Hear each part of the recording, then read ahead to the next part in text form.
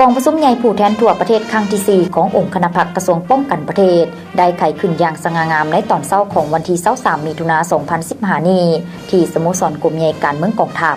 โดยการเป็นประธานของสายพลโทแสงนวลสัญราชเลขาธิการศูนย์กลางภาคเลขาคณะพรรครัฐมนตรีว่าการกระทรวงป้องกันประเทศเป็นเกียรติเข้าร่วมของสายจุมรีไสยสอนเลขาธิการใหญ่คณะบริหารงานศูนย์กลางภาคประธานประเทศแห่งสาธารณรัฐประชาธิปไตยประชาชนลาว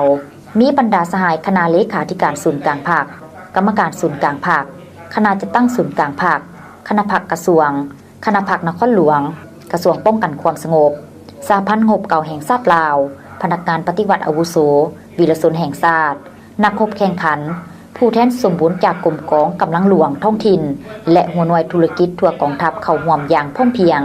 ท่านพลโทแสงนวลสัญราชเลขาธิการศูนย์กลางภาคเลขาคณะภาครัฐมนตรีว่าการกระทรวงป้องกันประเทศได้กล่าวไขกองประชุมอย่างเป็นทางการพร้อมทางผ่านบทรายงานการเมืองระยะผ่านมาให้ฮู้ว่า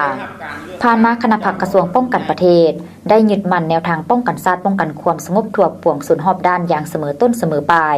ด้วยการแต่งตั้งคณะซี่นำขันกระทรวงจัดตั้งพนักงานลงก่อสร้างหากฐานการเมืองอย่างแข็งแรงเพื่อสุ่มใส่พัฒนาชนบทผ่านการจัดตั้งปฏิบัติเห็นว่าหากฐานต่างๆมีความสงบมีสมหน้าใหม่หลายด้านประสานสมทบกับกำลังป้องกันความสงบและภาคส่วนเกี่ยวข้องเฮ็ดหน้าที่ป้องกันการนำภาครัฐสถานที่ต่างๆกองประชุมระดับชาติระดับสากลงานมหกรรมกีฬามหาวิทยาลัยอาเซียนครั้งที่16กองประชุมรัฐสภาอาเซียนยุโรปครั้งที่7กองประชุมอาเซียน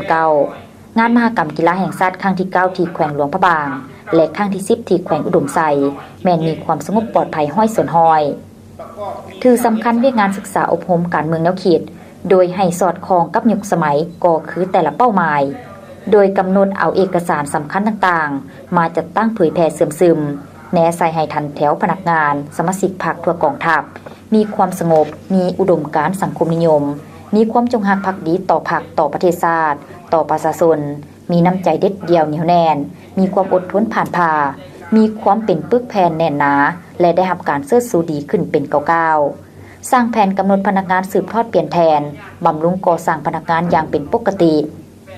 ผ่านการจัดตั้งปฏิบัติเห็นว่าทันแถวพนักงานนำพาบรรษาเหล่า6วิชาเฉพาะเทคนิควิชาการมีคุณธาตุการเมืองนักแน่นมีระดับความรู้ความสามารถเพิ่มขึ้นเคลื่อนไหวปรับปรุงก่อสร้างกำลังกองร้อนกองป้องกันตัวโดยจัดตั้งอบรมฮัดแอบทำเฮียนการทหารสมทบกับการนำไส้อาวุธพื้นเมืองอย่างมีผลสำเร็จสูงนอกนั้นยังสุ่มใส่เวียกงานด้านต่างๆที่เกี่ยวข้องกับเวียกงานป้องกันชาติป้องกันความสงบโดยมีผลสำเร็จตามแบบแผนที่ได้กำหนดไว้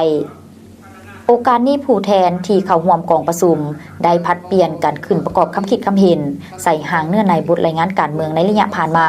และในต่อหน้าโดยเฉพาะก็แม่นการปฏิบัติหน้าที่เวียกงานป้องกันชาติป้องกันความสงบและปรับปรุงก่อสร้างกำลังภายในกรมกององค์การให้นับมือมีวิทยาศาสตร์สูงขึ้นและได้รับผลสำเร็จตามระดับคาดหมายที่วางไว้กองประชุมครั้งนี้จะได้ดำเนินไปเป็นเวลา2 วันจึงจะปิดลง